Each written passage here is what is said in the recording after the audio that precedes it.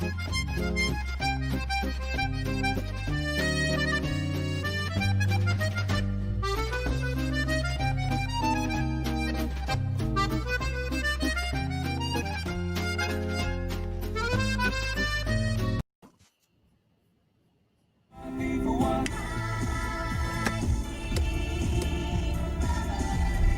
this song is terrible.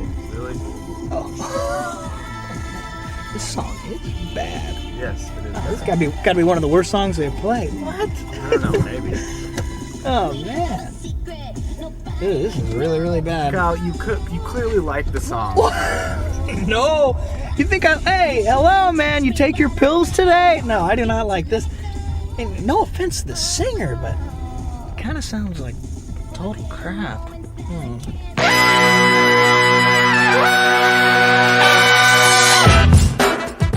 Good morning, sweet world, and welcome to the No Dunks podcast on the Athletic Network. It's Thursday, January 14th, back to the Classic Factory. I'm J.E. Skeets, rolling with the Bassmaster, ripping them lips, Trey Kirby. Hey, yo.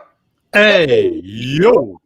We got the international man of mystery, taking it to the max, Lee Ellis. Friends. Lily, and last but not least, making all of this magic happen, JD. Hello. There he is, and here we are. JD working overtime. This guy's cashing big checks. It's fantastic work, JD. Shout out to the stream team joining us live on YouTube this morning. We were putting in work yesterday. Hit a big milestone. We eclipsed 25,000 subscribers on our YouTube channel. So thank you. Please continue to like and comment and subscribe to our vids and to the channel. As promised, for hitting 25K. Later in this show, we're going to be dropping Big Beef Volume 1. Oh, yeah. I'm still not really sure what that means. TK has a better idea, but we're going to drop that later in this show. Big Beef Volume 1 for hitting 25K. And our next goal, what is our next goal now? Is it do we just go, 30K, or do we go way in the future for 50K, 100K? Where are we going? It's like a birthday. It's only now on the 10 year or the 10, number 10 milestone. So 30, 40, 50, 60, 70, etc. Okay. All right. Okay. So 30 is our next milestone to hit. So help us get there. Share the show. Subscribe to us on YouTube. Okay. Email us your questions and your comments to nodunks@theathletic.com. We actually stepped on the beach yesterday, and right near the end of that, Murphy's /No Dunks Law, just as Lee was singing a Slim Dusty like country song. The Harden news broke. I mean, it was wild. It actually happened right there while we were wrapping up beach stepping. So we quickly grabbed our towel, we dried off, and we recorded an emergency podcast reacting to the Harden trade. That's up on YouTube. That's in your podcast feed. Hopefully you've already had a chance to listen or watch that. But I know that some of you who just listen to the No Dunks podcast, you might be a little confused. Where is Wednesday's Beach Steppin' podcast? It's on our YouTube channel, but it's not in the podcast feed. Good catch. I know some of you were tweeting that in. That just got lost in the shuffle. I had to take a little back seat because of the Harden trade, the emergency podcast. But we're going to be dropping Wednesday's Beach Steppin' podcast in your podcast feed later today. So don't you worry. You will hear Lee Ellis sing a country song. I mean, it's incredible. And I think it was you, TK, in our Slack channel this morning. We've got Big Beef Volume 1 for hitting 25K. If or when we hit 50K, I think we actually got to produce a music video of Lee's Slim Dusty like country song. I think that seems fair. JD, I know it's more work for you, but that 50K is a while away. So yeah, I'm always rewarded with more work, so it's fine. The more I work, the better I'm doing. Yeah. JD's only happy when he's miserable doing more work. That's it. That's all it is. You're not actually wrong with that. So thanks to everybody that joined us live or watched our Harden Emergency podcast on YouTube too. I know it's the best we've done in terms of numbers, so thank you so much. Finally, go grab yourself some sweet No Dunks merch at nodunks.com. Hoodies, t-shirts, mugs are available, and we're working on some new things right now. Okay, we're going to touch on a few of the games from last night, but let's do like a sort of James Harden trade fallout here. Now that we've had a little time to think about it some more, like I said, we got the emergency podcast. But now you've been able to step back, really think about it for all 4 teams, and maybe you've read some things or listened even to some other podcasts. We know that the Rockets finally traded Harden to the Nets on Wednesday. They secured a whopping 4 future first-round draft picks and 4 future pick swaps, all unprotected, in a 4-team deal that also included the Pacers and Cavs. So, again, highly recommend you listen or watch the emergency podcast. But a few questions for you guys here as we sort of wrap this up in a weird way. First one is, Trey, biggest winner. Okay, I know you were pretty high on everybody, but if you had to pick maybe one, be it a team, a player, whatever angle you want, who's the biggest winner from this Harden blockbuster? Oh, yeah. I went Magic Johnson yesterday, Skeets. I love this trade for all 4 teams. And really, I do think this, for a 4-team trade that includes a legitimate superstar in his prime, that includes 8 draft picks, consider a swap what you want to call it, but it includes a whole bunch of assets. For this massive of a trade, it's pretty fair all around. I put up the poll on our Twitter page at NoDunkSeek, who won the trade. 25% to the Nets, 30% to the Rockets, 22% to the Pacers, 22% to the Cavs. It's pretty fair. You even go and read like Zach Harper's trade grades on The Athletic, and he is giving everybody's A's and B's. So this was incredible that this trade ended up so fair for all these teams. But if I'm picking an ultimate winner, I'm a lot like our voters on the No Dunks poll. You got to be impressed with the Rockets. Their turnaround since October has been incredible, actually. It was a bummer end to the era with James Harden, with Daryl Morey, with Mike D'Antoni, that Rockets team that flamed out in the playoffs. They had no picks. Everybody on the team is as tall as I am. Harden and Westbrook, 2 guys who were all-stars, they both won out. Now we look 3 months later, they've got a competitive team. They've got motivated John Wall who wants the lead. Victor Oladipo is going to be playing in the biggest market he's been in, trying to reestablish his place in the NBA hierarchy. They've got a lot of guys playing to prove others wrong. The question is, can they unite around that, make the whole better than the sum of the parts? Only time will tell, but that's missing the mushrooms for the trees, Skeets. All the Rockets stuff you see now, it doesn't matter at all. You got to dig deeper. They are still in rebuild mode, and that's why they chose this package from the Nets over Ben Simmons, because they needed to get those picks back. Because now the Rockets actually have a future. Picks, they don't win chips, but neither did the Rockets. They took massive swings at the title. They kept trying everything they could to try and topple the Warriors or LeBron's Lakers, whoever it would be. It came to a disastrous end, and that can really leave a franchise buried for years, making trades like that where you're jeopardizing the future. People are worried about that happening with the Nets, obviously, now that they don't have picks. Instead, they've got a solid team. They've got picks they can use or trade, and there's a chance that the picks turn really good down the line, depending on how things go with the Nets. Obviously, the Rockets are worse now than they were if they have James Harden playing at the peak of his powers, but they were a decaying team, and now you can see the seeds of life. Good stuff by Raphael Stone. Yeah, it feels like there's a lot of A's, A minuses, even some A pluses for the Rockets in terms of trading this grade and how they made out. Do you agree with Trey Lely? Like, the question is, did Houston get enough? I think that's one question. And then the other side is, would they have been better off going the Ben Simmons route instead of all these picks, come 2027? Would you rather have a Ben Simmons, less picks moving forward? So what's your take on that? Well, no, I think they probably made the right decision because now they have got something to build towards with the future. And Ben Simmons was probably the best player they could have gotten in return, but they chose not to go with that path. And it was perhaps because the Sixers didn't have those extra draft assets that they were looking at. So I think, again, with the Houston Rockets, when their season ended last season, it was like, man, what is the future for this team? Because they simply aren't a contender. They've got a big clogged up cap sheet, and they have no future assets. And now all of that is basically gone. They've got some good, talented players, and they've got these draft picks now going forward. So this season, it's hard to see really what the ceiling is for the Rockets. I mean, John Wall has been okay. Boogie sort of struggled a little bit. I think there's probably still a move or two to be made there. I think PJ Tucker's probably not on this roster by the end of the season, so there could be still some movement there.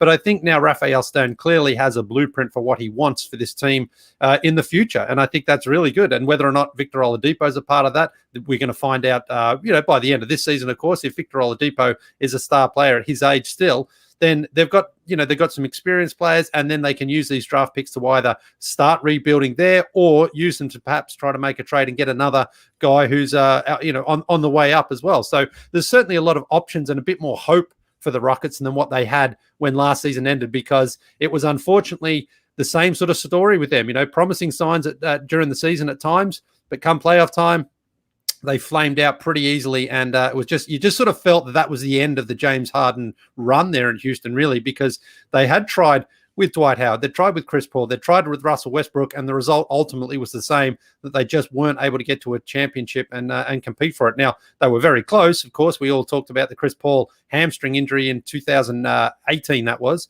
And you know, that could have changed the entire narrative around not just James Harden, but Chris Paul and the Houston Rockets. But now, unfortunately, all we remember is that they flamed out in the playoffs, and that's the way it is. So James Harden gets a fresh start to go to Brooklyn, where he's automatically on a contending team. Mm-hmm. He has to sort of rehab not just his game, but his image a little bit, because he's taken a bit of a battering here. But lean into it, Harden. Be the heel, baby. Well, I compared the Nets with now KD, Kyrie, and Harden last night to NWO.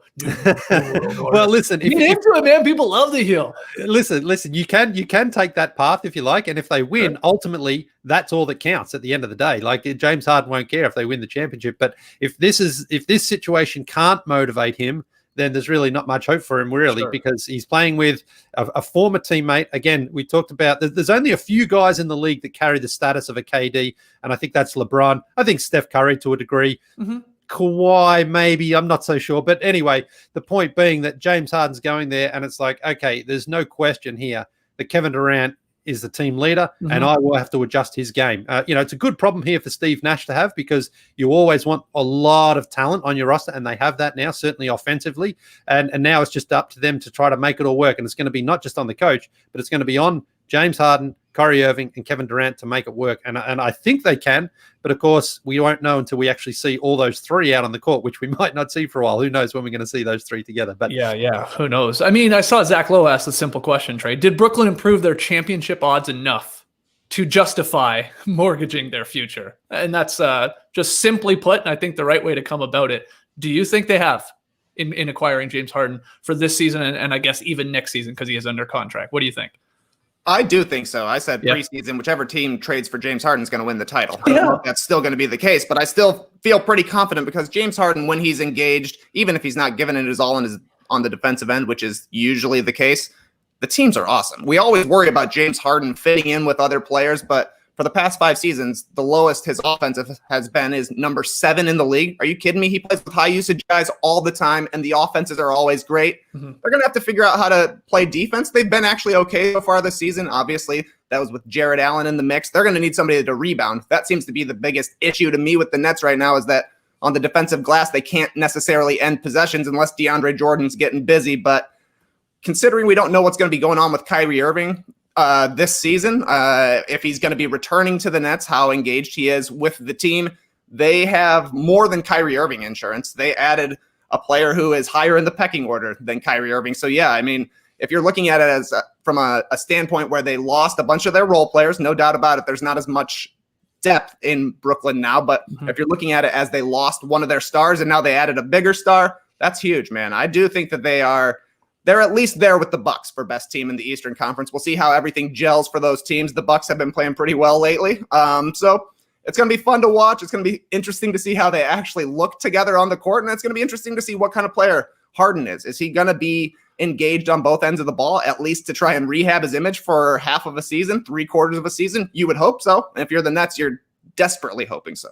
Yeah, and in talking about the big winners from this blockbuster trade, I don't want to gloss over the 2 other teams involved, because we were high on them on the emergency podcast, and most are. The Pacers, for, just popping their head in here going, hey, what's going on? Oh, we'll take Caris LeVert. You guys want Oladipo? He's not sticking around here. We know he's leaving. Yeah, we'll take LeVert and that great deal and sort of plug him into our system. And then the Cavs, for giving up honestly nothing, get a really young, promising center. Now, yeah, they have 10 centers on their roster. They probably have some moves still to make, but Jared Allen fitting the timeline lead of the Sexland backcourt there makes a lot of sense. And Okoro, and I love it. I love what the Pacers did. I love what the Cavs did. So I also want to give them sort of like a winner of this trade. I mean, a good grade. I think both of them would get an A in my books. Would you agree? Yeah, absolutely. I mean, usually in a trade, there's one team that kind of you feel gets screwed over, but it doesn't feel like that at all. I think the Cavs and the Pacers absolutely were like, yeah, we'll take those 2 young stars off the Nets for giving up guys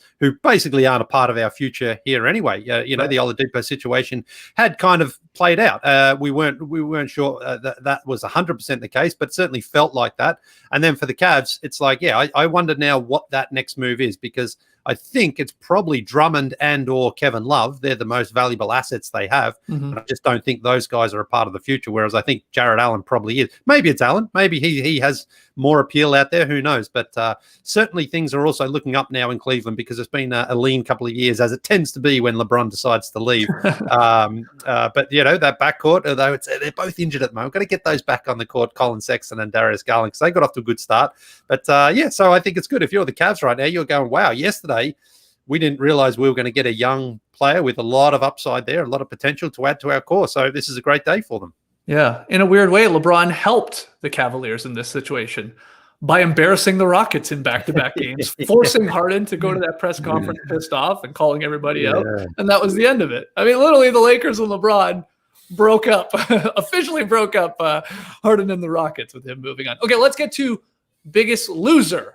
We're positive Pete's here with all of these teams, but come on, somebody's got to be a loser in the mix here. So Lee, get us started. Who is it? Team, player, whatever. Well, yeah, sifting through the rubble, you are sort of looking at one of the teams that was involved in the trade, but I'm actually going to not pick one of those teams. I'm going to go with Philadelphia, because yesterday they basically said to the league, we're choosing Joel Embiid over Ben Simmons. Ben Simmons, we are prepared to trade him for James Harden, and then it fell through. So where does this now leave that relationship between Simmons and Philadelphia? Because, okay, they didn't trade him yesterday, but clearly he's available if someone wants to make a push to try to get Ben Simmons. And I think that now is going to be a little bit tough, because Ben Simmons is a sensitive guy. I know he's fallen out with Basketball Australia in the past, and now clearly the franchise has said, well, James Harden's a good player, of course, so we're not just sort of trying to trade you away for anybody. Yeah.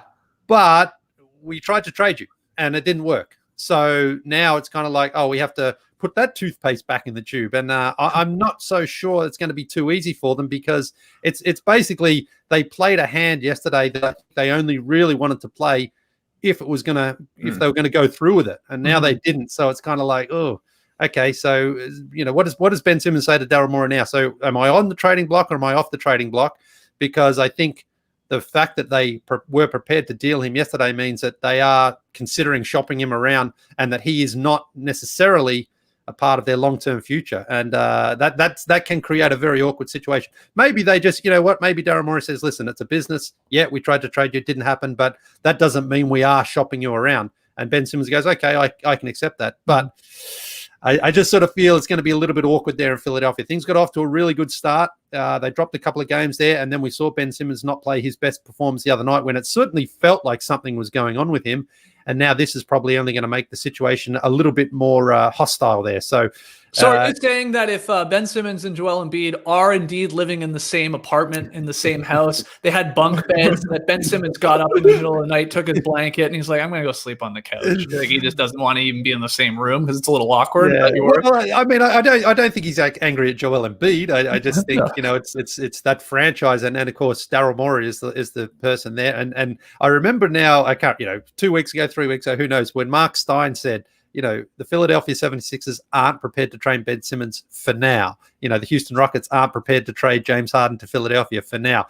Even just then, I guess that's when the conversation started going up, because, Mark Stein, one of the most connected guys in the business, I'm sure people were like, let's just wait and see how the season goes. Let's just see what the market is like for James Harden. Let's see how Harden plays. Let's see Harden's attitude. Yeah. Exactly. And then the Sixers must have said, all right, let's make this deal. And then they fell through, because it looked like that's what the deal was going to be yesterday, until the Nets picked up and said, we'll give you all these future assets and some young talent. So I think the Sixers come out of this one with a bit of a black eye. Okay, that's fair. And Trey, I mean, like you said in the preseason, I'm glad you reminded me, you said whoever trades for Harden is going to win the title. So is it fair to say that you think maybe the Sixers are a bit of a loser in this? If, whatever they got caught up on giving, we don't want to put Tyrese Maxey in the mix, or Thibault, or whatever it is, or so many picks, is that fair to say that you would have them as a mini loser in this? I'm with Lee, 100%. Everything he said, plus now they've got to beat James Harden in the Eastern Conference. It's kind of a double whammy, right? Like the Sixers were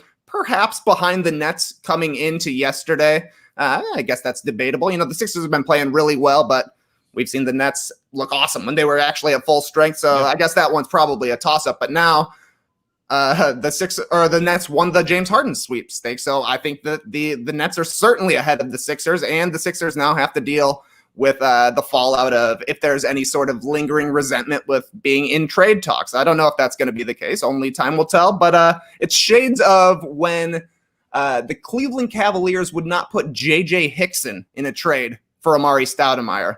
I understand you like your young players and you like to see the way that they're going to grow, but you got to give up something to get something good. And giving up Ben Simmons is a lot to begin with. Throwing in your young guys is even more to begin with. But if you're getting an MVP caliber player that vaults you to the top of the conference, some teams are interested in that and some teams aren't. We saw Daryl Morey say, okay, I want to slow play this here. Maybe we can pull off a Bradley Beal trade in the future. Maybe they find a way to get Zach LaVine out of Chicago alongside Ben Simmons. Who knows what it's going to be? There are still moves that the Sixers can make, but as of right now, the Sixers are behind the Nets for me. So, yeah, they're definitely a mini loser. Cliche warning, though. Sometimes the best trades are the ones you don't make. Hey. All right, Danny. Danny, yeah. Well, the Warriors come to mind with Klay Thompson, not trading him, of course, to Kevin Love. I remember us talking about that at the time, way back when. But, yeah, I hear what you guys are saying with the Sixers. It's a great point, too, that you are going to, in theory, have to go through the Brooklyn Nets. And they did just add James Harden. Now, I think Daryl Morey's got, a plan B and a plan C probably in play. After they struck out, if you want to call it that, on Harden, and maybe it is Beal, and maybe it ends out working better for them. But right now in this moment, I'm with you guys. I think also a loser in this, I think it might be Kyrie Irving. I know you guys are very, very high on what the Nets can do. They might score 150 points a game. Stopping people will be something else, but he is the one in the mix here, right? That is going to have to sacrifice. It's not going to be Durant. It's Durant's team. Harden's going to be Harden. He's not going to change. I think he's going to get back to the Harden of old, and he's going to be scoring, the 30 and the 15 and stuff like that. But Kyrie in this mix, if he's even there, because we don't really know what's going on and what his timeline is coming back to this team, always with these weird little super teams, especially the three guys, someone has to sacrifice usually, Lee. It's usually a big guy. Sorry, Trey, I know you hate to hear that, but it's usually Chris Bosh, Kevin Love. Those were the guys. Anti-big man bias runs wild. Yeah. And not only did they have to sacrifice, I would also argue they were very easily the scapegoats when things don't go smoothly right from the jump. Both of those guys, raked for what they weren't doing or were doing or whatever, right? And unfairly in most instances. So will Kyrie be that guy in this mix here? If, they start slowly, I think so. And that sucks for him, I would think. But I think in this weird setup here, I think he's going to be the one that has to sacrifice and he will be made the scapegoat. I don't know if you agree with that, Leland. I honestly just don't know, because I just don't know what to expect out of Kyrie Irving right now, whether or not he's coming back. He apparently is planning on coming back to the team, and he's the point guard, so is he? Is he? I think be on this team, in my opinion. It'd be James Harden. But see, I can't see James Harden coming to the team and Steve Nash saying, "Okay, James, you're the point guard from day one here." I think it's going to be like, "Okay, James, Kyrie's the point guard. Kevin's our offensive, our first threat, and I need you to be playing off the ball at the start." I think I'm more comfortable with Kyrie, honestly, sort of. Yeah, but having that conversation, though, with Kyrie Irving. Yeah, sure. That's what I'm talking about. Well, that's what I said last night. Is anyone concerned about Kyrie being the third fiddle on a team? Yeah. Well, he didn't want to be the second guy on a LeBron team. Maybe that is their long-term hope there, or to later in the season. That's what Steve Nash and Sean Marks are doing. But I don't think that happens at the start. I think they try to appease Kyrie at the start and say, "Listen, we're not bumping you out. You're still our point guard. Let's fit James into that team first, rather than fit you into." You in behind James, because I think that will cause. I can see a situation where Kyrie kind of pouts his way out, almost of Brooklyn, and saying, "Listen, this is my team after Kevin." Or does he even think it's Kevin Durant's team? That's the question there with Kyrie, because how many superstars voluntarily move away from playing with LeBron James? Only one that I know of, and that's Kyrie Irving. He's like, I don't want to play with LeBron James, which is crazy, because you look at a situation like Anthony Davis, who had 7 rough years in New Orleans, and he was like, I'm desperate to play with a legitimate superstar. Well, now Kyrie, James, and Kevin Durant have 2 legit superstars on their team in their, prime-ish areas there.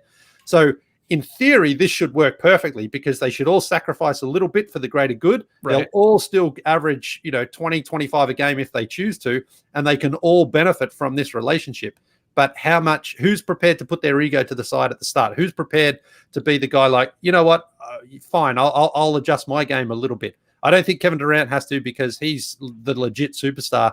I think Kyrie and James Harden both have to find a little bit of middle ground there, but both of them are kind of stubborn. So, good luck, Steve Nash. Yeah, look, this is what makes this fascinating. And you said like the whole thing with like, okay, Harden comes in and he's got to work with KD and Kyrie. But here's the funny part to that, the weird wrinkle. He's not there. It's very likely that we could see James Harden in a Nets uniform playing with KD before even Kyrie comes back. And then I think that makes even a weirder dynamic, Trey, because who's to say, Harden and KD are kicking ass here together for a game or two, and then Kyrie's coming into the mix. Well, now we got to fold you in and worry about you. I don't know. I think it's this whole thing, him being away from the team, makes already a potentially volatile, setup here with these three guys even crazier in terms of just the timeline of it all, I think. Oh, no doubt about it. There's volatile personalities in that locker room, but I'm kind of not even factoring Kyrie Irving into the scenario for the Nets right now. If he comes back, I think they're definitely going to have things to address. They're going to have massive off-court things to address with Kyrie Irving regardless of what happens. So for me, I'm looking at this team as Kevin Durant and James Harden, and that is enough in the Eastern Conference, I think, especially if they're able to do something on the buyout market, get a rebounder, maybe get another big guy. Who knows who they're going to be able to pick up once, random veterans have been released. Maybe they figure out a way to get Tyson Chandler's body working again and he can give him some minutes banging around in there or something like that. But for me right now, I'm looking at this as Kevin Durant's team. James Harden is coming in to be the number 2. And if they're able to add Kyrie and he's able to suffer a little ego death and play alongside KD and James Harden, they're going to be unstoppable. They're going to be unstoppable. It's an all-star team. It's going to be an all-star team. And I mean, Harden, for as much as he doesn't do when he's away from the ball, he's still an awesome catch and shoot shooter, right? Like, you're not just leaving him standing over there when KD and Kyrie are handling the ball. Whenever they go for a small ball lineup, it's going to be fire. KD, Kyrie, I like KD playing the 5, rebounding, flying around out there. It's going to be a tough team to stop, and I cannot wait. There's news coming out now. James Harden going to be wearing number 13 for the Brooklyn Nets. Got it from Landry Shamet. People were like, is Landry Shamet going to give that up? Come on, y'all. That's what happens in the NBA. I'm going to order one of those tie-dye jerseys. I don't know. What do we got? About another hour here. So 60 minutes. Catch me on the NBA store. Wow. I'm sure you can buy them already for sure. Yeah. We talked about this really briefly last night on the Emergency Podcast. If this situation with Kyrie wasn't happening right now, and let's just say he had played the entire season like with KD and KD didn't have to miss games, like, does this trade happen with the Nets if Brooklyn is 10-3 instead of like going into last night's before the trade, 6-6? I think that's interesting. Or because of what's happening with Kyrie and the unknown, are the Nets more inclined to like, we got KD right now in his prime. Like, we can't waste this, so let's go all in on Harden. I just wonder if that factored in here. And you're right about Brooklyn. 3 open roster spots, mid-level exception, probably going to have a disabled player exception from Dinwiddie's season-ending injury. So what will they do and how creative can they get to build out the roster, which is still fine. I think you're asking a lot right now from DeAndre Jordan. I mean, you're asking from him to do things he can do and rebound and play some defense, so that's fallen off. Joe Harris, he slots in basically perfect with any team. I mean, he want a 3-point shooter out there, give you a little D. And then is Shamet, Jeff Green, Bruce Brown, and TLC. That's basically your bench. It's up to you if you're going to put, Chioza and Tyler Johnson in there as well. Is that deep enough, Flea? Or does it even matter? I mean, if the 3 superstars are clicking the way we think they could, if they're all out there.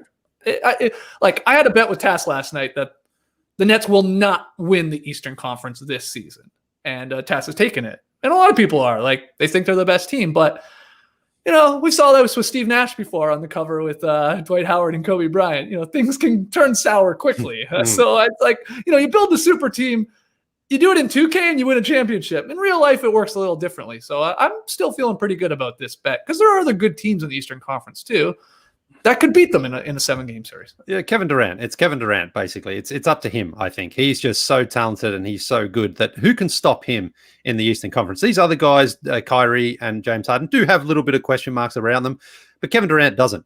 Once he's in the playoffs, once he's performing, he is a superstar who can just change the course of any game or any series. The Milwaukee Bucks probably, just sort of thinking out loud here, probably still have the best team overall, probably, but they've also got some questions come playoff time. And Kevin Durant doesn't have questions in the playoffs. He performs. He's a 2-time finals MVP. He's been the best player on the court several times in the playoffs and in the finals. So all those other things do sort of slot in behind Kevin Durant, and so far, I mean, I've seen a lot of Nets games this season, and I just cannot believe how good he looks out on the court and how easily he's moving around coming off an Achilles injury, which is sometimes an injury that devastates a player and really does sort of shorten their career. Instead, it looks like he took a year off just to sort of rest and refresh, and now he looks fantastic out there. So as long as Kevin Durant's on that roster, I think the Nets are the toughest team probably to beat in the Eastern Conference. Again, there's some other good teams. Boston, we haven't seen Boston play for about 3 months, it feels like. They just I know. haven't been playing. Somehow the Celtics went to the top of the East standings without playing for a week. It was like, well, all right. And again, the Bucks are a proven team to be great in the regular season, but they've got some questions in the playoffs. But Kevin Durant for me just sort of elevates Brooklyn sort of to that echelon where it's like, can you beat a Kevin Durant-led team? And not a lot of teams can do that. Biggest question you have about this entire deal, Trey?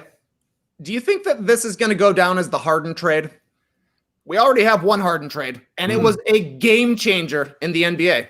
Trading from Oklahoma City Thunder to the Houston Rockets. The Thunder went to the finals in 2012. James Harden was a key piece of that team. The next year, he was gone. The Rockets became contenders. Harden became an MVP caliber player. The Thunder started to fall apart, which led to the rise of the Kevin Durant Warriors. That was a huge moment in NBA history. We still talk about that 9-year-old trade to this day. Is this going to be the Harden trade, though? He's now an MVP. He's forming another super team. We have a complete rebuilding project in the Houston Rockets.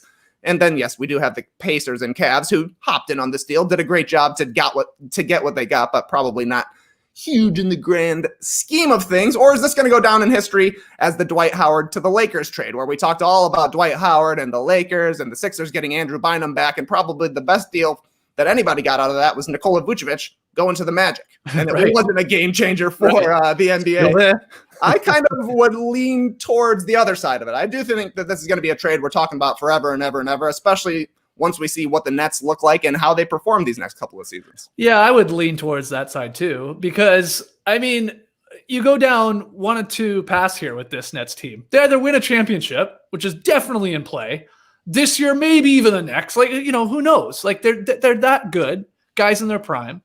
Or it's just a disaster, especially with these characters. I mean, and then we're like, what were they doing? Now they're back to being the Nets when they did the Pierce Garnett trade, and their future is gone for the next, 6, 7, 8 years. Like, it's gonna be really probably one of those paths. Like, I don't see like the Nets just, winning 55 games for a couple of years here. And, okay, they got close and stuff. Like, it will either be one extreme or the other, Lee. It really will. And again, I think that comes down to just going all in like this and the people involved in it, these alpha dogs involved. It's one or the other. And it has to be a title or bust, and that's why they're making this trade. But I guess I lean towards it being positive. I guess. Well, I'm a little concerned. I just don't see it this year because that just generally doesn't happen in the NBA. Yeah. Even, a LeBron team, super team, isn't winning it in the first year. So maybe next year. But what do you think? Well, it's going to come down to what happens in the playoffs. And because James Harden has played some very good playoff games, but he tends to finish series badly. But again, now he's in a situation where it's like, if his team doesn't advance, there's other guys out there that it's like, with Kevin and Kyrie that you're like, okay, maybe the other team was just better than them, but it doesn't fall all on his shoulders. But perhaps it will too. Perhaps it will be like, see, James Harden just can't win no matter who he's playing with, right. Depending on how he performs in those playoff games, because we've seen him put up 40 points in playoff games and be great, but we tend to see in those sort of late games of playoff series, he doesn't perform as well, and he doesn't look as interested, and he shoots 2 for 16, and he has 8 turnovers, and it just sort of flames out. So now he's in a situation where some other guys can kind of still advance the team, and he can maybe hide without being necessarily the best player, but he could also take some hits if he sort of stinks again in those late games. You know what I mean? Like it sort of just depends on how his overall performance goes. But if the team flames out, he could still catch a few blows from people because they're like, see, he just can't win no matter what in the playoffs. He's not a playoff performer. But he could also then go on and win the championship. And then it could be like, well, yeah, but it's because he had Kevin Durant on his team. So he's in a tough spot. He's in a tough spot. But, you know, he's I'm not going to cry for James Harden. No, exactly. No, I mean, but again, I think so much of this is down to Kyrie and James Harden basically saying, okay, this is the greatest chance we get to win a championship. I mean, Kyrie's already won one, of course, there with LeBron, but this is kind of what they both want, you know, other superstar talent around them, and there's no question that they've got that on paper. Mm-hmm. So in order to win, though, you have to perform on the court, and you have to be prepared to be like, maybe at the end of the game, because I can't see Kyrie, if Kyrie Irving's feeling it, we've seen him in the games he has played this season in that fourth quarter, when he's feeling it, he's shooting. He's going down. Yeah. He's going to take those shots, you know, and that's why I don't see him necessarily being like, I'll sit to the side and let James Harden have a turn tonight. If Kyrie feels it, he's going for it. And if it works, great. Everyone's happy. But if it doesn't, then you can see a combustible situation in that locker room. Yeah. Well, what's your big question then surrounding this whole deal, Lee? Well, I guess it comes down to Steve Nash. How does Steve Nash manage this? Because we've talked about it a lot already here. Steve Nash, if I'm him, I go to Kevin Durant and I say, listen, I'm going to need a bit of help with these guys because you played with one of them and you've got a few games here with the other one. I'm going to need you to sort of help me manage their egos and have them understand the big picture here, because Steve Nash is respected as a player, no question. But as a coach, you know, he's starting out, and those sort of, you know, he's more, I would say, more a manager than a coach right now. He doesn't need to tell these guys how to play. He needs to manage the personalities to make sure that no one's sitting on the sideline going, man, I can't believe that I'm not getting the shots. I used to be the guy. I should be doing more than this. So I think that's when you have someone like Durant, you say, what do you think? How do you think we approach James Harden? What was it like when you played with him? It was a million years ago, of course, in OKC, and he was coming off the bench, completely different role. But how would you approach this? You played with Steph, you played with Clay. You went into that situation that James Harden's kind of going into now, where it's like, you know, other guys have to sacrifice. Now, Steph Curry, I believe, did sacrifice, and so did Clay. But, you know, James Harden is the one now who has to be the one to be that guy who has to adjust his game. So if Steve Nash can handle all that and get it right, then it's going to be a great result. But if he's trying to sort of get guys to play into something, and Steve Nash doesn't have maybe that sort of credibility as far as coach, although Mike D'Antoni's there, which should help. D'Antoni and James Harden, I mean, their relationship was fine in the end, I think. So he's got those people around him, but it's going to be tough because he's the head coach, so he's going to get all the questions. He's going to get all the media attention. It's like, you know, oh, what were you thinking here? Why did you do that? Did you bench this guy? Did you leave him on the court too long? All those things. So it's going to be tough for a first-year coach to deal with all that. Steve Nash is going to be having a lot of post-game beers and post-game wine, taking off the edge. He's already talking about that. I think it's going to get even more extreme. The question I have, just a minor question, because I think you guys are knocking it out of the park, because the big question is, you know, the Nets and their championship or bust mentality here and how it all works. But I just tweeted it out before we jumped on here. I'm curious, especially as a Raptors fan, but other teams too. Was Masai Ujiri and Bobby Webster and the Raptors, you know, were they trying to sneak into this deal too to get like a Jared Allen? We talked about the Raptors needing a center. You know, was there something there that could have happened, and could they have made that work? Or other teams like what the Pacers did and the Cavs teams? I mean, I love to know. Well, what were those other teams offering and trying to get in the mix? And even the Sixers, as we talked about, like what were they really willing to offer? Simmons and who and how many picks? So that's just a question for me, because I love the Jared Allen pickup. That's awesome. Just awesome. And I also love the Caris LeVert move by the Pacers, just because they were going to lose Oladipo. Just as we wrap this up here. Yeah, go ahead. I had one more minor question for you, Skeets, regarding Caris LeVert. You think he's going to be an all-star now before Shai Gilgeous-Alexander? Oh, no. 20 points per game up for grabs there in Indiana. Oh, yeah. It is. Look, again, talked about it a little bit last night. I love it. I love LeVert. I've compared him to Oladipo before Oladipo made his way to Indiana and was, you know, given the opportunity to really flourish and be a lead guy. He turned into an all-star. He turned into an all-NBA guy. I don't think LeVert is quite on Oladipo's level yet, but my point is I could see him growing into that. I love it. But no, the answer is no. It's Sabonis. Sabonis is a lock. I'm a big Brogdon fan too, and I think they're going to complement each other really well, LeVert and him. But I think, if there was in some weird scenario where there are two Pacers getting all-star selections, I think Brogdon would still maybe even get the nod. But then again, I can see LeVert hitting a game winner or two in an Indiana uniform, and hitting some clutch shots. He showed he can do that with the Nets. The Indiana Pacers are like the hipster pick right now for a lot of people out there. And this is missing TJ Warren, but Miles Turner is like, him and Boucher are like, their block percentage levels are like insane right now. They're blocking every shot. And then, of course, like we talked about, Sabonis and Brogdon just balling out. And now you've got LeVert. They're a good team. You got all the holidays, man. Nate Bjorkgren, mixed it up, changed the way they play. Yeah, man, it's fun. It's fun. They are like people are already like salivating at the idea of like, oh, watch the Pacers like beat the Nets in a playoff series or something like that. Yeah, I could see it, I guess. A little revenge there for LeVert, but no. To answer your question, I know that was very long-winded. Not this year, and I'm loving Shea still. I'm all in on SGA being an all-star. You know that. I'm going to win $100 from Task. I'm going to flip that around somehow with you, make some more money. Oh, I can see it all right now. Let's wrap this up, though. Lee, who's the next big name to be traded? Because that's what we do in the NBA. As soon as one of those dominoes falls, we move on to the next one. Who is it? You look at player power and you look at what Anthony Davis did in New Orleans. He was there for a while and he had enough and he decided to force his way out and he got his wish. James Harden got his wish out of Houston after 8 seasons there. Bradley Beal yesterday tweeted just, wow, capital letters. He's in his 9th season in Washington, having a great individual season, but they are 13th in the Eastern Conference. Mm-hmm. Is Bradley Beal just at the point where, what am I doing? What am I doing here? This franchise hasn't done anything really. And look, Beal, he averaged 30 a game last year. He's averaging 34 a game. I think he is much better than just a guy who's putting up numbers on a bad team. I think there's a much better role for him out there. I just wonder if he starts to think like, all right, it's time for me to sort of flex my muscles a little bit here and try to move to a better situation. Because again, man, I mean, how can the Wizards be having a season? I think it's only the Raptors. Who is it? We've got the standings right here. It's the Pistons and the Raptors are below them, and that's it in the Eastern Conference. And now it sounds like Westbrook could be out for weeks with this quad injury. It's not getting any better. I sort of think Beal is looking around in season 9 just going like, oh my God, I'm going to be in a battle here just to make the play-in tournament, it looks like. So maybe it's time for him to just say, I need to go somewhere else too.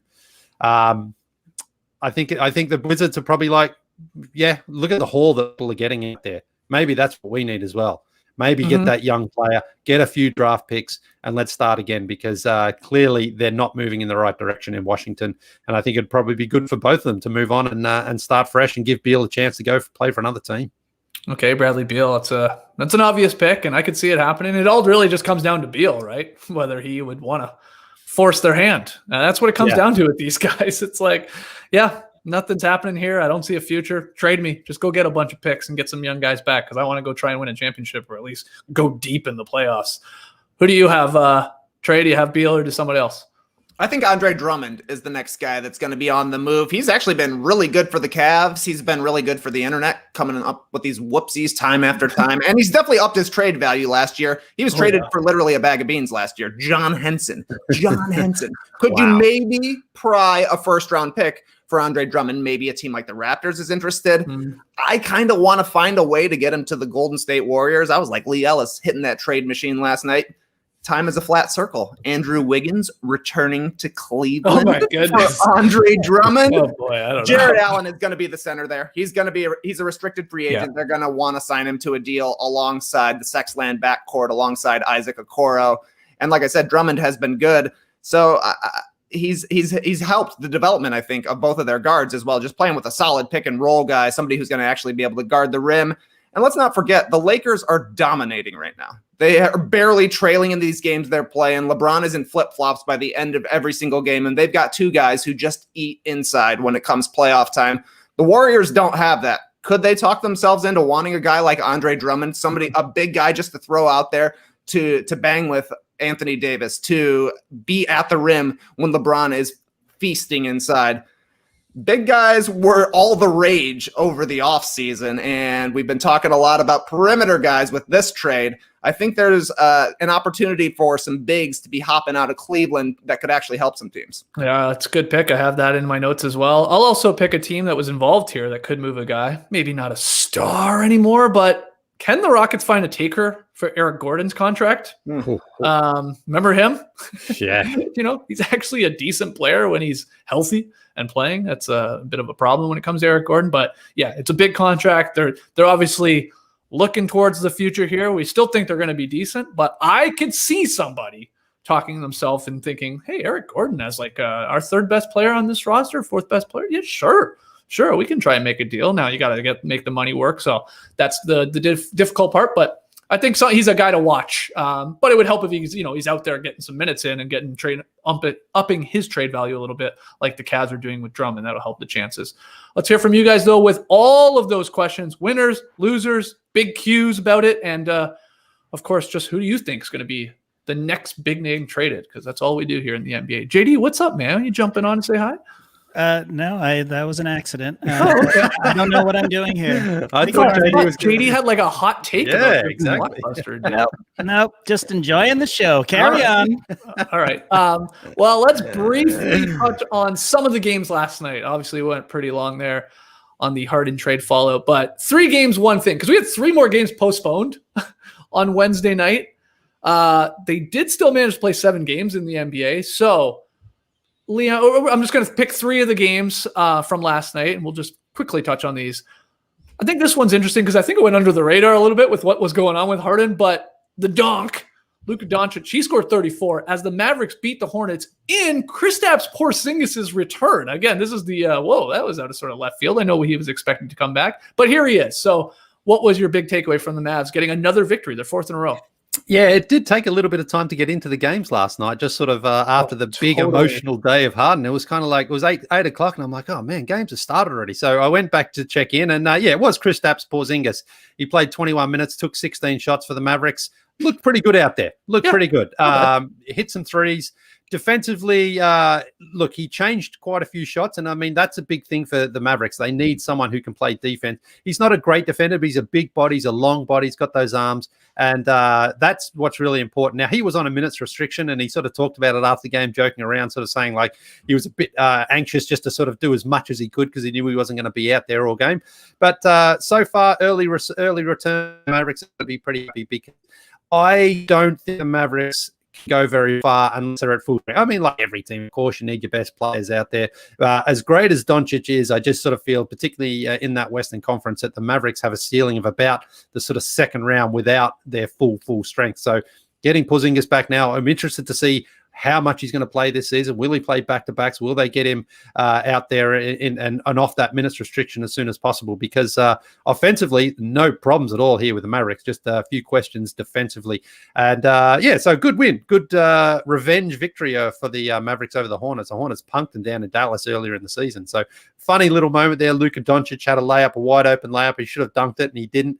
And his teammates on the bench started ripping him for it. So he's got a bit of an old man game already, I think, Luka Doncic. He doesn't go down and throw down the windmill or anything like that, but his teammates wanted to see a dunk. So pretty good night for the Mavericks overall. Yeah, Luka, 34, 13 boards, 9 assists, career high 4 blocks. And you said you're not worried about their offense, Lee, with the Mavericks. Fair. They had the best offense in, NBA history last year. Here's the crazy part with the Mavs this year. And I think this is going underreported right now. I don't know what's going on. I got to do a deeper dive, but the Mavs have the second best defense in the league right now, and this was without Porzingis.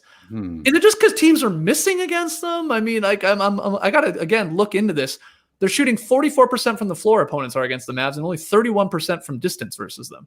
Doesn't feel like that. It doesn't feel like that. I know. Second best defense in the league. Pairing that with right now what is a league wide average offense. That's good, but that bodes well for the Mavericks. But is it just a case of like teams missing shots they would normally make? I don't know. I mean, maybe if Mavericks fans out there can let me know a little bit more, but I like to see what Luka did defensively last night. I mean, 4 blocks is 4 blocks, and he was all over the place defensively. So you pair that with that offense, then you can start seeing them going a little deeper, I think, Lily, because that's a great start for them. All right. Anything to add about Porzingis' return there, Trey? Not too much. People are targeting the Mavs as a potential Andre Drummond location. Yeah. And I think that's a little bit interesting because the Mavericks are definitely at their best, I think, when Kristaps Porzingis is playing the 5, but he's also super skinny and has missed a ton of time in his career. So perhaps it's not a bad idea to bring in a guy like Andre Drummond to take the bumps for the entirety of the regular season. And then when it's clutch time, you play Porzingis at the 5. I don't know if that's the smartest thing. That would probably cost you quite a few assets to bring in Andre Drummond, but I can see the idea of saving Porzingis' body for when you really need him because he is instrumental to their success. They need that guy who takes them to another level, and he's the only guy on the roster right now. Drummond wouldn't be that guy, but I think it would help save Porzingis a little. So who knows? The Mavericks are always a team that seems to be at least in the mix trying to acquire people. We'll see if they actually pull it off. Right. And KP, he started last night alongside Willie Cauley-Stein. Mm-hmm. So they went with the Twin Towers there, at least to start that game. That's interesting about Drummond. And Lee, I can't believe you didn't bring up your Aussie. You had a great game. Josh Green. Yeah, you had a very solid Greeny. game. Yeah. Greeny. Yeah, please call him by his real name. Greeny. Jeez. So only 1 for 4 from the free throw line though for Greeny. So he actually sucks. That all right, our next game, Giannis triple-double lifts the Bucks over the Pistons 110-101. Trey, big takeaway. Outside of the Bucks and the Pistons just play every second night. What is going on?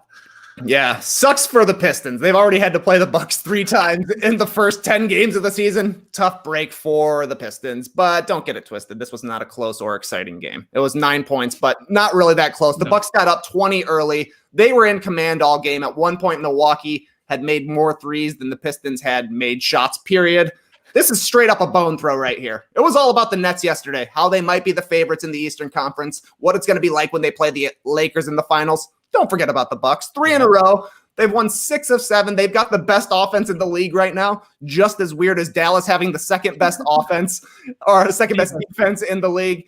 Part of that is because they're shooting 41% on threes. That's not going to stick around for the entire season. You know, that 29 3-point performance they had against the Miami Heat is still obviously affecting their season-long percentages, but it's been Cream City for Milwaukee. They're smacking teams. They won by 9 last night. That's their closest win of the season. They got the best point differential in the league. The Bucks are still good. Giannis is still good. It's just easy to sleep on them because we've seen the same team basically for 3 state seasons. Yeah, exactly. It's we've talked about it. Like, it's tough to get too excited about the Bucks until we just get to the playoffs and we see their matchup and whether or not they can figure out that team they got to get by, who's going to zero in on Giannis, and they're going to play them differently. And will Drew Holiday, get them over the hump and take them to the next level? But yeah, regular season Bucks, they just crush teams. They just take care of business. Yep. Yeah, they're back. Quick trivia question, Lee. How many triple doubles does Giannis have in his career now? 20. Ding, ding, ding. Yeah. Exactly. Well done, mate. Well done. Do you think that's high or low? I actually thought that was triple doubles these days. It's I know, but I actually thought it was high. I was like, like, damn, he's got 20 triple doubles already. Yeah, I mean, I think he sort of banked a lot last year. He seemed to just be getting a lot last year, but yeah, actually probably low when you think about it, really. Because low, wow. Yeah, I mean, just because he just piles up so many stats, Well, I mean, the points is never going to be an issue. The rebounds is never going to be an issue, but the assists, 10 assists, still 10 assists. I know he takes a lot of them. Yeah. When your team's shooting 41% from 3, I mean, you can rack up a good 4 or 5 assists just by giving it to a shooter for sure. So yeah. All right. 20 triple doubles there for Giannis. Okay, final game. Lillard had 40 as the Blazers tied a team record. You want to talk about threes to beat the Kings 132-126. Blazers were down huge in this game, down 20. That doesn't matter in today's NBA. They were down going into the 4th, though. They were down 5, but they rallied to beat the Kings. They hit 23 three-pointers. So lights out. Lillard and McCollum, both 6 each. Then you had like Covington hitting a bunch. Gary Trent hit a couple. Just an awesome woe boy-like game from Lillard. 40 points, 13 assists without a turnover. And then McCollum, the 28, 10, and 7. I thought Nurk played really well in this. Still, they're giving up 126 points to the Kings. This Blazers defense isn't as impressive as I think some of us, myself included, thought it might be at the start of the season, heading into it when they made that move for Covington and got Derrick Jones Jr. and you got Nurk back. You're thinking, oh yeah, okay, there could be some defensive identity here. Then to pair with your scorers in Lillard and McCollum, and it just hasn't really gotten there yet. So that's a little bit of a worry. But they got the victory. they're a weird. I think what's their record? You had the standings up. Are they 7-4? Yeah, it's like they feel lucky to be 7-4. I guess it feels like they're almost like I don't know why it feels like they're more like 4-7 to me, but they got the dubs. And man, 2-point game, 30 seconds left. The Kings needed to stop. Obviously, they're trailing by 2. De'Aaron Fox is on Damian Lillard. All right, good luck with that. But Fox is quick.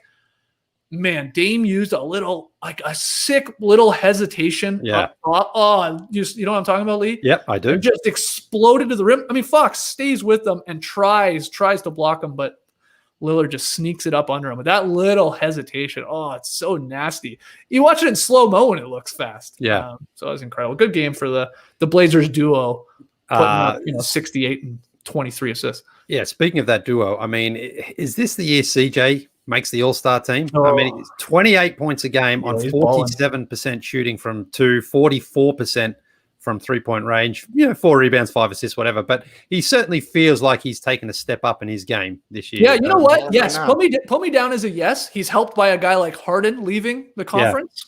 Yeah. It's just will the Blazers get 2? That's the other thing. I think Lillard's the default sort of All-Star. So will he be able to sneak in there? But if they keep winning, I think absolutely. But the good thing about CJ, he's calling himself a shark out there because he just knows how to eat, and he does. He just when he gets the ball and he's like, I'm just going to cook this defender. And he's a fun guy to watch because he's got quite a bit in his bag, as the kids say. And you always have to add that part when you say he's got a lot in his Don't bag. worry, man. Mark Jones says it all the time. That guy's bringing up a bag every time somebody scores a basket. And he's old too. Mark Jones is him and Doug Christie actually a fun listen on that Kings broadcast. I really like the chemistry of those two. Same. The Kings had who was it? Jerry Reynolds and Grant Napier. Forever. Yeah, it's so good to get some fresh voices in there. Doug Christie's he's a fun listen. I wasn't a fan at the start, but I've turned on him a little bit. He's turned around on him, I guess, a little bit.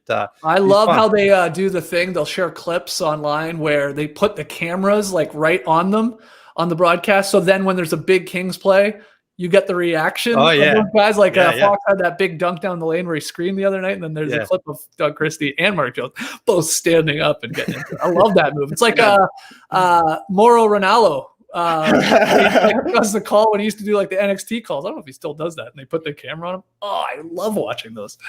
Yeah, they've been great. There have been a couple of legendary Christie calls, I feel like, already this season. Like you're saying, Skeets, on the Fox dunk, I think his line was, "That's a bag! A body bag!" Which was hilarious. Last night, Tyrese Halliburton had some sort of, like he had a look off and then he shot a little floater. They're showing the slow-mo replay. And Doug Christie hit us with, he's giving you the rhythm and the blues. That's Tyrese. I was like, nice one, baby boy. Yeah, baby boy, for sure. Oh, my goodness. All right. So a good win there by the Blazers. A little too many points given up, but in the end, they got the victory. Poor Kings. That's really it. We'll move on. I know there were some other games. I'm sorry I won't get to some of your teams, but don't worry. The NBA never stops. Okay, Lee, talk to me about mushroom coffee, mate.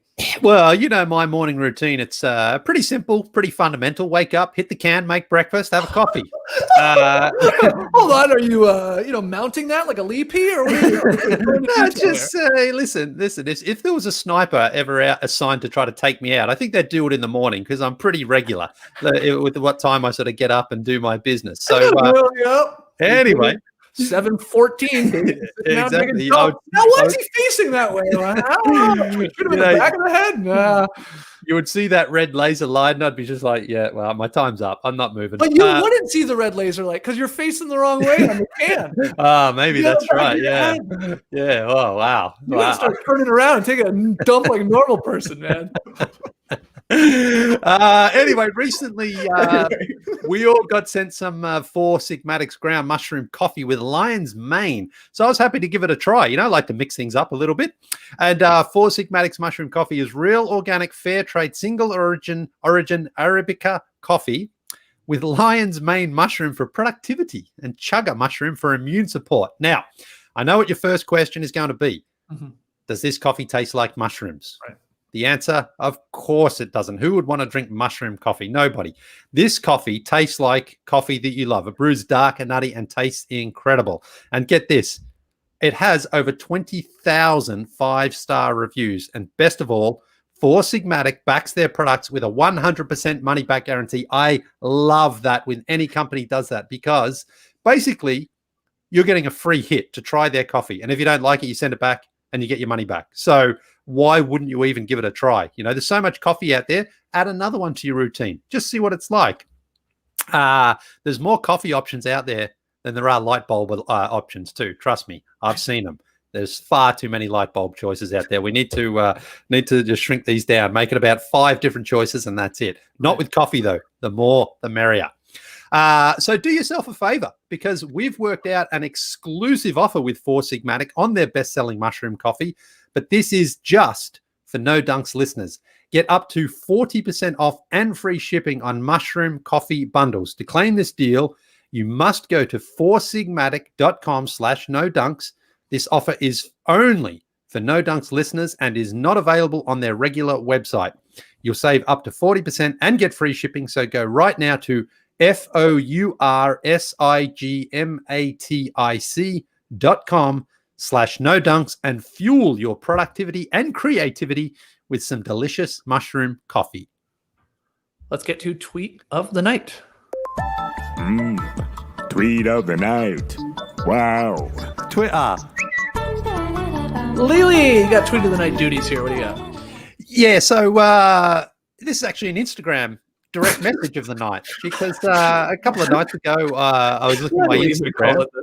I was looking at my Instagram and I got a little message from a name that I recognized, but I was surprised to see, because there's a lot of parody accounts out there. And this one came in from former 2-time world heavyweight boxing champion Riddick Bowe.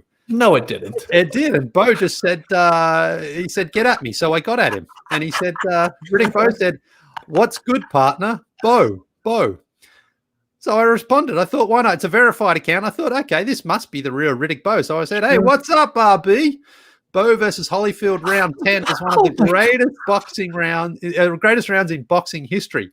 Riddick Bowe replied, my guy, thanks so much. Just rolling with the punches, trying to do what it do. What about you, partner? Bowe. Ducking and weaving with the best of them. Oh my God. Oh my God. You're so weird.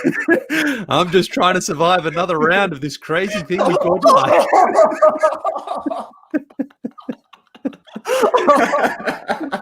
Riddick Bowe replied, ain't that the truth? That's what's up, partner. You're doing pretty good for yourself. What you'll be working on, Bowe. So I thought, there's still some value here. I said, I'm doing a daily NBA podcast. Want to join us for a pod one day? We can talk basketball and boxing. He liked that, and he said, ain't that something? I like you, man. You good in my books. You know what? You should hit up my guy JF. Follow. He may got some business for you. He big time. He and Mark Cuban, they do big NBA. He family. Tell him Bowe sent you. Let's do this damn thing. Bowe.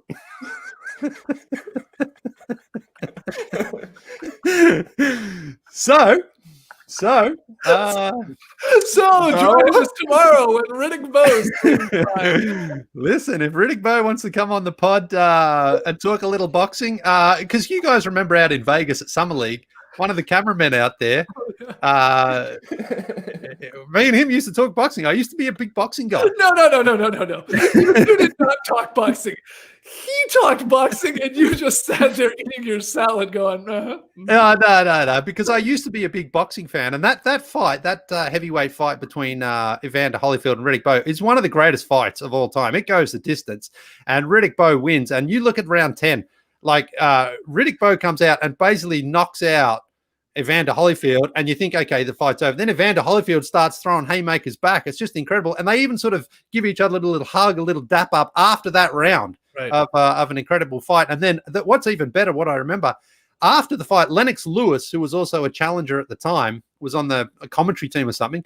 Riddick Bowe tries to fight him after the fight. Like, he gets into it, he's like, let's fight, let's get it on, let's have it right now. And it's a really tense, awesome moment there, because Lennox Lewis is just kind of like, I mean, yeah, I'm gonna knock you out. And Riddick Bowe's like, all right, let's do it, man. And then it's like, if it wasn't so many people there, they almost would have thrown down right then and there. It's an awesome moment, great fight. So Yeah, maybe we're going to have Riddick Bowe on the show one day. Even crazy punches called life. Yeah, how much longer could you have gone working boxing references into it? I mean, I had a few over here. I had a few ready, like I ain't ready to throw in the towel yet, partner. But you're a 10 in my books, partner. Yeah. Oh man, what a wild ride! Right out of the gate, you called him RB. Straight to RB. He hit me with a "what up, partner," and I'm like, "All right, we're buds, man. We're buds." A lot of tipping of the cowboy hat to each other. Oh, that's too good. You are the international man. What are you doing on your phone, Roxy asked you? I'm just talking to Riddick Bowe. Yeah. Just chatting. Oh, I'm a partner.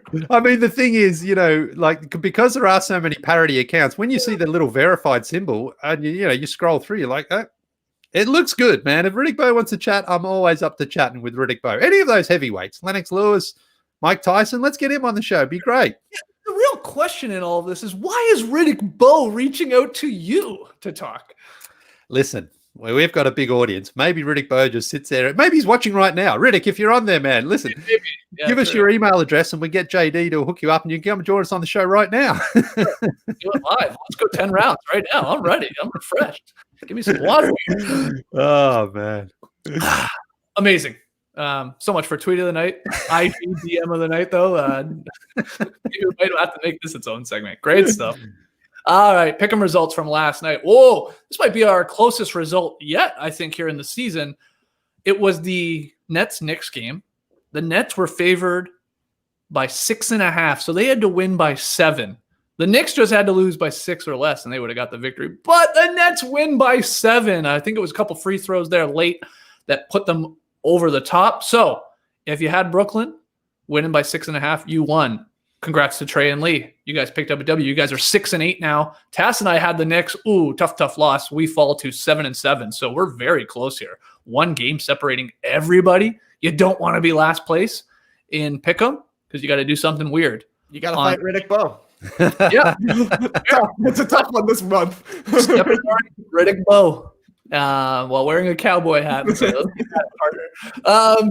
but tonight's Pick'em game is it's a weird one. Tass threw this one at us. It is strange, and he wanted us to note, and we should, it's the Heat-Sixers game. Philly favored by 11.5. 11.5. What the heck? Heat, very likely without Jimmy Butler, Bam Adebayo, Goran Dragic, Kendrick Nunn, among others.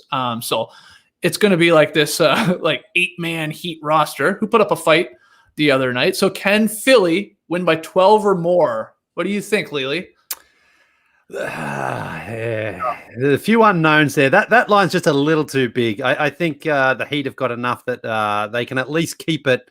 11.5. Yeah, I think they can keep it within 11 points, even though it looked like it was going to be a blowout the other night. Went to overtime in the end, in fact. Yeah, so Joel Embiid, if he decides to go out and go big early on, then maybe the Sixers can blow this out. But I think I've got enough faith in the Heat to keep it within double digits anyway.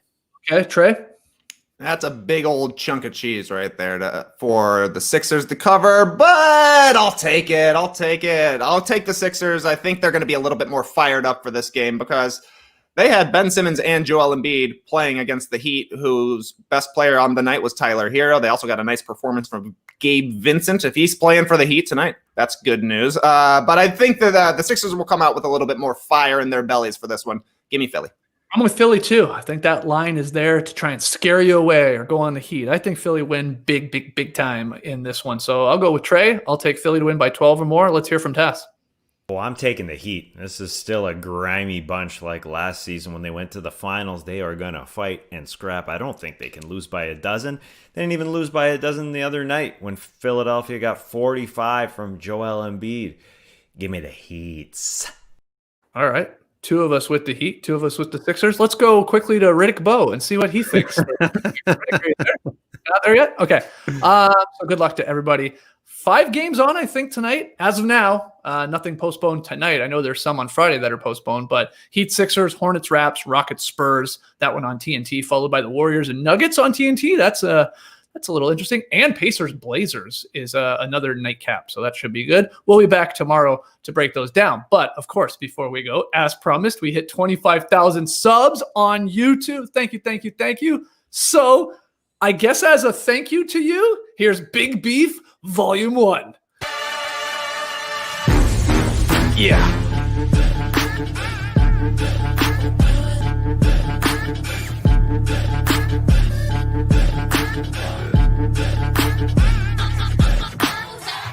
Domantas Sabonis had 22 rebounds against the Phoenix Suns.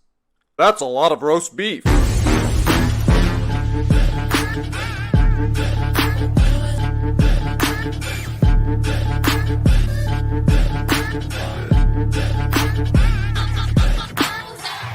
Andre Drummond grabbed 24 rebounds against the Milwaukee Bucks. That's even more roast beef.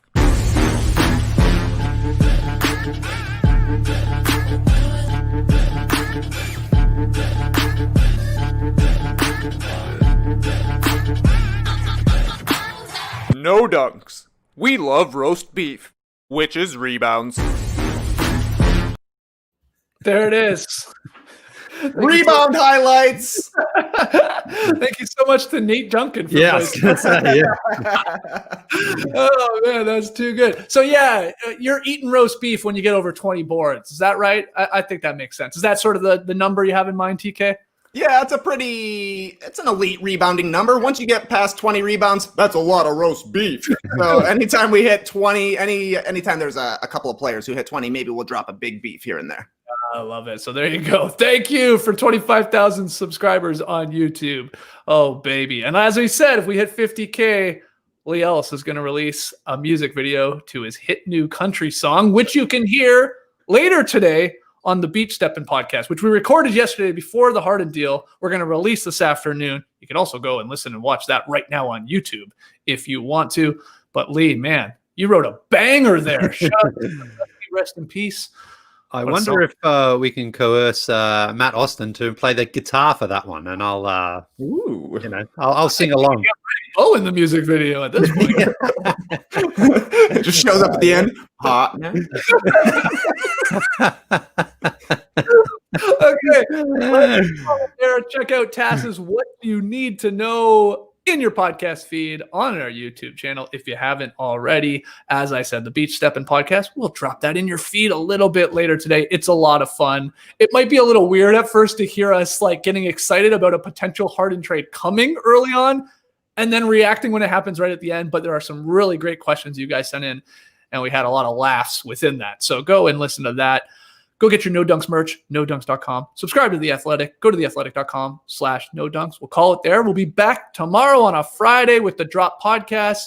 JD, my man. Yeah, we're real quick. I know we're running late, but the stream team was going a little bit crazy for the orange that is floating in front of Trey. So I whipped something up to make it look a little less weird. Trey's like the sleeve. What do you call that on your microphone? It's looks like screen. windsock. Thank you. Looking like an orange. I thought it looked like an egg when we first jumped on earlier, but I could see an orange for sure. And now JD, for anyone listening, has put a pineapple for JD. Is that from the Gold Coast? I believe it is there. I believe it.